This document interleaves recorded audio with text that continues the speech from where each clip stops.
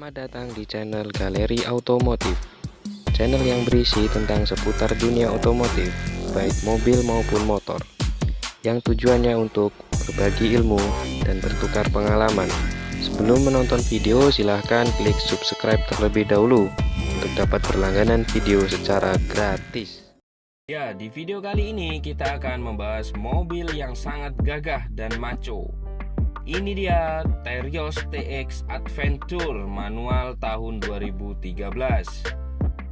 Sebelum membahas kelebihan dan kekurangan dari mobil ini, sedikit kita review untuk spesifikasi dari Terios TX Adventure ini. Terios merupakan mobil pesaing dari Toyota Rush. Jika dilihat secara sekilas, tampilan luar dari mobil ini terlihat sama. Terios masuk dalam kategori mobil SUV, walaupun bentuknya terlihat sedikit menanggung, namun mobil ini cocok untuk dijadikan mobil keluarga. Terios memiliki panjang kurang lebih 4.308 mm dan lebar kurang lebih 1.695 mm dan tingginya 1.690 mm. Terios berkapasitas mesin 1495 cc 16 valve full injection dengan bahan bakar bensin dan memiliki tangki bahan bakar berkapasitas 45 liter. Terios memiliki beberapa varian tipe, yaitu tipe TS, TX, dan TX Adventure untuk tipe tertingginya. Terios TX Adventure memiliki beberapa kelebihan dan kekurangan. Untuk kelebihannya, yang pertama yaitu desain gagah dan sporty. Ya, tampilan eksterior atau bodi dari Terios TX Adventure sangatlah gagah dan sporty, dan juga sangat kental sekali dengan konsep adventure-nya. Berkat lekukan bodi yang terlihat tegas dan agresif pada setiap sisi bodinya, sehingga membuat banyak orang tertarik dengan mobil ini. Kelebihan yang kedua yaitu kabin yang lega. Meskipun bentuknya tampak nanggung untuk kelas SUV, namun Terios ini sangat cocok untuk dijadikan mobil keluarga karena memiliki kabin yang lega yang dapat menampung 7 orang penumpang sekaligus. Untuk ruang bagasi juga terlihat luas karena pada kursi baris ketiga dapat dilipat sehingga bagasi menjadi terasa lebih luas. Kelebihan yang ketiga yaitu performa mesin cukup bagus. Mesin yang digunakan pada mobil ini bertipe 3SZ-FE DOHC VVTi yang berkapasitas 1495 cc dengan 16 valve full injection yang dapat menghasilkan tenaga maksimum 109 PS pada 6000 rpm dan torsi maksimumnya 14,4 kgm pada 4400 rpm. Untuk konsumsi BBM-nya juga tidak terlalu boros sesuai dengan mesin yang dimilikinya. Kelebihan yang keempat yaitu spare part mudah didapat. Ya, untuk spare part dari Terios ini sangat mudah untuk didapatkannya. Bahkan jaringan dari bengkel resminya juga sudah banyak di daerah-daerah, sehingga mudah untuk didapatkan spare partnya dan harganya juga relatif tidak terlalu mahal. Hal inilah yang membuat konsumen menarik perhatian dan ingin membeli mobil ini, karena konsumen dimudahkan pada saat ingin melakukan perbaikan jika mobil ini mengalami kerusakan. Kelebihan yang kelima yaitu ground clearance tinggi.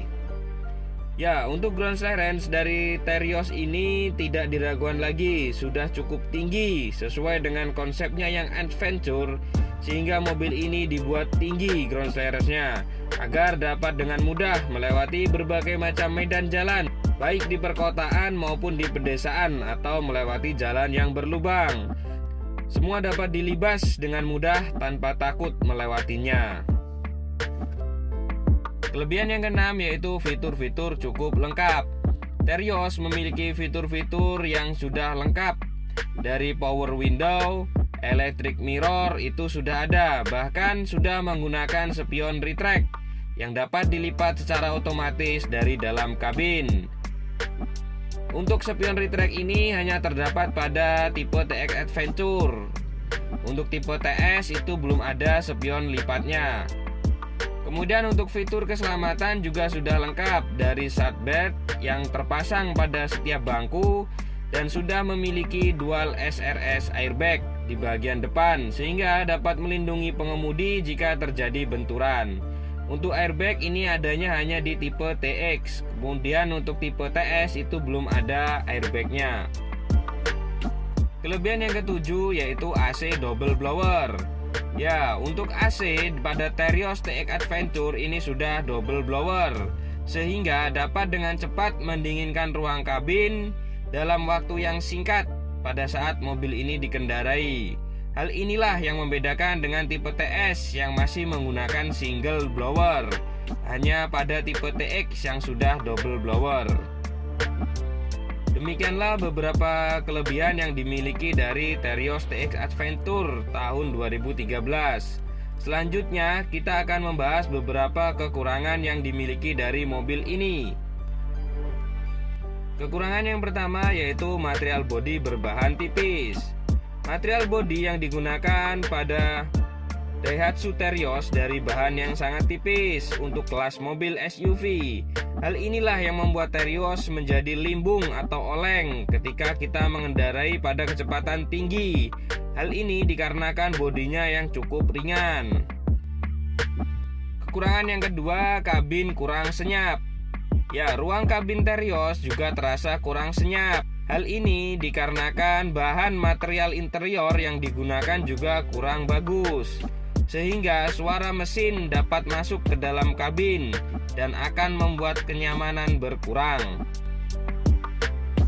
Kekurangan yang ketiga yaitu limbung atau oleng. Sudah tidak heran lagi jika mobil yang memiliki ground clearance yang tinggi kebanyakan akan limbung atau oleng jika dikendarai pada kecepatan tinggi. Apalagi jika kita melewati jalan bebas hambatan atau jalan tol. Ini sudah menjadi kodrat dari mobil yang memiliki bodi tinggi yang akan terasa oleng atau limbung jika dikendarai pada kecepatan yang tinggi. Kekurangan yang keempat yaitu shock breaker terasa keras. Ya, untuk mobil SUV khususnya tipe Jeep seperti Terios biasanya memiliki shock breaker yang sedikit keras.